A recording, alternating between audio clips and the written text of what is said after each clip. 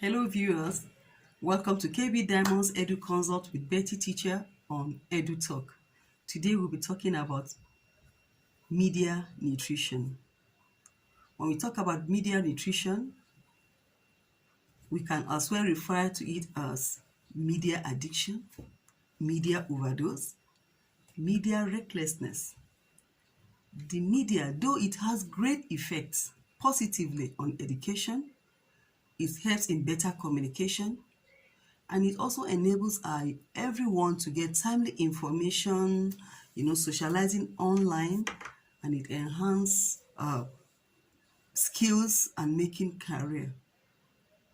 We have so many means of social media, like Facebook, WhatsApp, Instagram, Snapchat, Twitter, and so on and so forth. As we all know, the new normal now is online lesson using most of these devices that have been mentioned. COVID-19 has actually changed the world.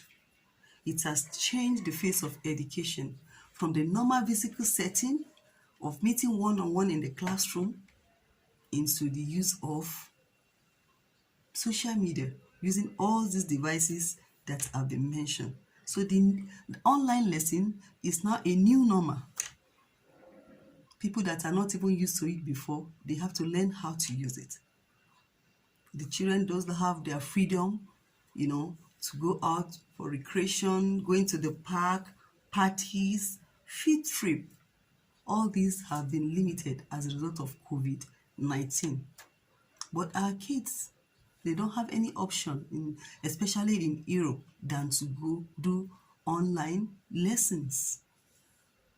The American Academy of Pediatrics in 2016 recommend that children between the age of 2 to 5 should be limited to 1 hour of screen a day, if possible lesser.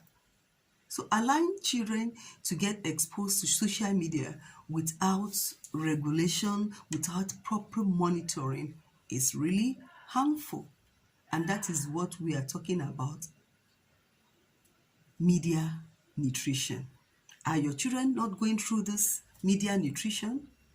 Are your children not going through this media addiction or overdosing on the social media? If they are, if your answer is yes, then they'll be experiencing the following point that I'm about to explain to you. As a parent, they may be experiencing poor sleeping. Why? Because they don't sleep early. Most of the midnight hours are used for midnight chats, browsing, calls at midnight. It can also affect their performance in school because most times they spend in browsing at night. When it is day for them to attend their online lessons, they are dozing. They may not be able to complete their homework or carry on their activities that are expected of them accurately. Why? Because they have been involved so grossly on the internet. Depression is another thing because they are restricted. They confine themselves in the room using the media, using their phones, using the cell phone, using their iPad. And so depression even sets in because they don't even interact. And this also leads to vacuum in communication in the family. There is no great bond between the family. The child is alone in the room. Nobody knows what he's doing. No bond between the siblings. What again can it cause when a child is so much engrossed with the use of these devices? Exposing the ear to high frequency of noises coming out, from the earpiece can affect the auditory organ. In most cases, some have problem with their hearing. How about the eyes? Exposure to the screen is another thing.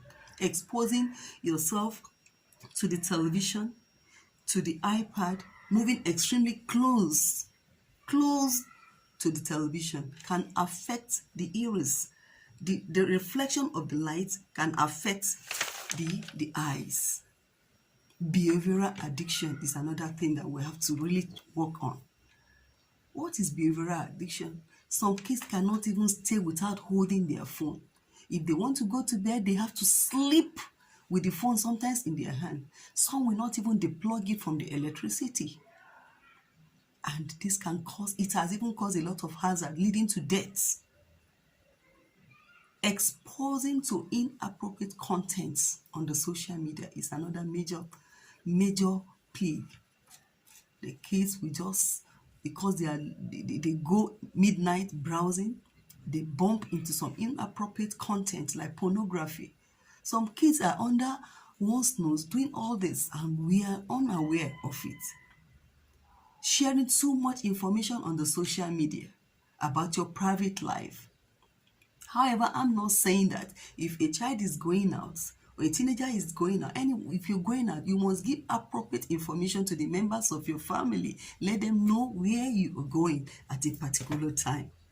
Cyberbullying is another thing.